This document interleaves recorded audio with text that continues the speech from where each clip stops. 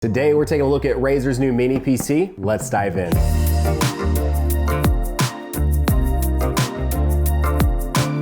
My name is Tyler, welcome back to Nanotech, and today we have Razer's brand new small form factor PC. So this actually uses an Intel NUC, which stands for Next Unit of Computing. It's basically like a laptop in a miniature box, and you kind of like plug and play with them. I'll show you guys what I'm talking about in just a second. Razer Tomahawk, that's what it's actually called, is a Razer Tomahawk. They also sell just the actual case itself, at least very similar to this, so you can kind of build out your own mini RTX PC. And this is a gaming desktop plus NVIDIA GPU bundle, and I was not expecting it like that. This is straight from Razer. This is actually from Razer.com. I have a link to the actual PC if you want to check it out for yourselves, but that is a Founders Edition 3080.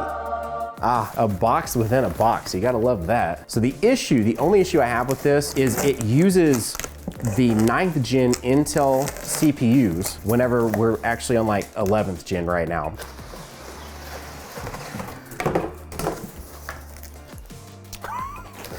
It's a box within a box within a box, but okay. And as you can tell, compared to me right now, this is very, very tiny. And the whole point of it is that even though it's got a lot of laptop innards, you can still put a full-size GPU in it. All right, so we've got our first box here because this has our plug-in. Razer packaging is always pretty solid. I've had my fair share of Razer laptops. They're always pretty solid. Okay, here it is. Razer Chroma RGB Intel Core i9-9980HK processor, 8 core, 16 threads. I believe it's clocked at like 2.4 gigahertz. So nothing like crazy, but again, what I'm gonna be using this for is perfectly fine. 16 gigs of RAM, has already a 512 gig NVMe stick, and then a 2 terabyte hard drive, just basic hard drive, has Thunderbolt technology, all that good stuff. And the whole goal of this as well, I haven't mentioned this, but also environmental friendly. One of the huge aspects of having a laptop innards as opposed to say that over there, basically you're just using a lot less energy while still, the power to performance is still really, really good on something like this. This is supposed to just like pop out. Oh, boom. Boom, and there you have it. So this is where the GPU will sit, obviously, as I take that off. Here is your mini power supply. I say mini, it's perfectly fine. This is your NUC. What is so sick about this is that if I ever decide I need it or want to or whatever, I can pop this out and then put in a 11th gen or 12th gen or whenever I decide I want to upgrade and be ready to go. So that is what is so dope about it. I'm not gonna do it right now during this unboxing, but if you can't tell, very easy plug and play type situation. And that's what intrigued me so much about this particular PC. But what is this computer without an actual graphics card? Actually, it still would function perfectly fine because there is HDMI out on that, but I didn't buy it to just be using it for that. It is so tiny. I didn't realize just how big that 3090 is. If you guys have not seen the room tour, link below, go check out the room tour. There is a 3090 PC running right there, about 5-10 feet away from me. But there you go, there is a RTX 3080. Okay, so we'll take this plate off, and then we should just be able to pop this in, which you'll notice is already ready to go for us. Super easy. They've even got they actually had these tied back. I just got through undoing those. And then so now we'll pop this in. There we go. Was there really an adapter? They have an adapter for this too? No way. There is legitimately an adapter. Why? Why, NVIDIA? I don't understand. All right, and now it's good to go. And so all we should have to do now, plop it back in there. So it goes back there. Fold that over. And now you are looking at an RTX 3080 powered PC. This takes up as much space as an Xbox Series X and actually less space than a PS5. And with that, I'm gonna go check it out, get it plugged in, get some games on it, and I'll see you guys in just a second.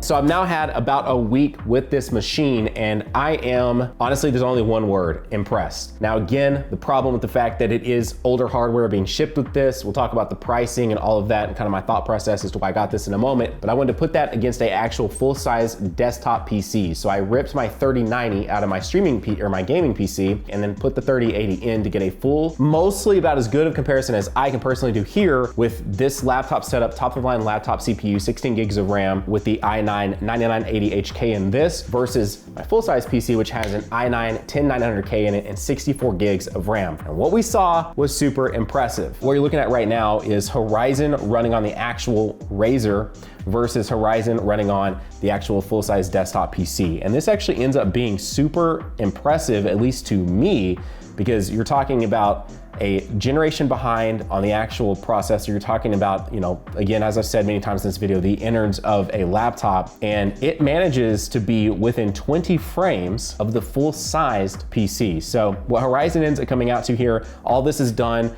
with the exact same settings, pretty much ultra here on Horizon. The only thing I did was turn off the motion blur, and Horizon in 2K, because 2K is my preferred way to play. Like pretty much anytime, even when I'm on a 4K display, I almost always run my stuff in 2K. It's just a nice sweet spot. I was getting 98 frames per second on average in Horizon on the Razer Mini PC, and on my bigger PC, I was getting 117 frames per second. So Horizon actually saw the biggest difference out of everything that we're gonna see here today.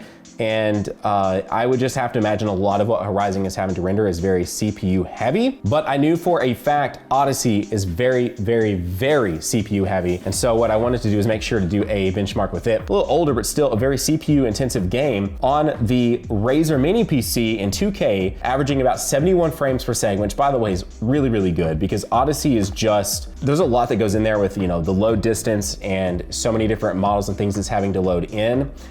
But I also wonder and question a little bit about Odyssey's sort of efficiency. Like the game does look great and it is doing a lot of stuff technically, but I feel like there are other games that look even better. I do question the efficiency of what Ubisoft was able to do with Odyssey, but regardless, 71 frames on average from the Razer Mini PC versus when I got onto my bigger PC and tested it out, we were getting 82. So almost within 10 frames of the much larger PC with, I mean, the RAM doesn't play a whole lot here, you know? We're still at a point to where if you're only purely going to game and not gonna worry about streaming or doing almost anything else while you game on a PC, 16 gigs is still almost always going to be enough. Then moving on to Red Dead, which had maybe the most impressive like performance here for the Razer PC compared to the bigger PC, because Red Dead 2 in 2K on the Razer Mini PC was averaging 87 frames per second. Beyond impressive to whenever I was using the bigger PC, the full-size desktop PC, averaging 91 frames per second. So within less than a 5 frame per second difference here with older generational hardware, much less efficient because it's all laptop. It's getting a lot less juice too, which I mentioned that in the unboxing. A super important thing of this PC is the fact that it uses a lot less power, so it is more friendly to the environment and everything else. And so seeing it be that close in performance to the actual full-size desktop PC was just beyond impressive. And then as a bonus, not a benchmark here, but here is some gameplay of Cyberpunk 2077 running on this device in 2K, maxed out, no DLSS, so no like performance boost from that, even though obviously it's a very good thing to take advantage of. Pretty impressive as well. Obviously, as you can see here, I have out a Series X and this, just the overall size, like I cannot believe how easily this could fit into, I'm sure, a lot of people's actual entertainment setups, and it can fit in so many different places, which is why I picked it up. It's going to hopefully help me stream in some other places of my house. Like if I wanted to do, you know, a kitchen stream or whatever, a cooking stream, I could do that now with this. It's gonna be great for traveling when I do go to something like a, you know, convention I'm referencing here primarily is QuakeCon, but if I ever get to go to a DreamHack or something like that, it's also there for that. It's just there's so many use case scenarios with this for me as a creator.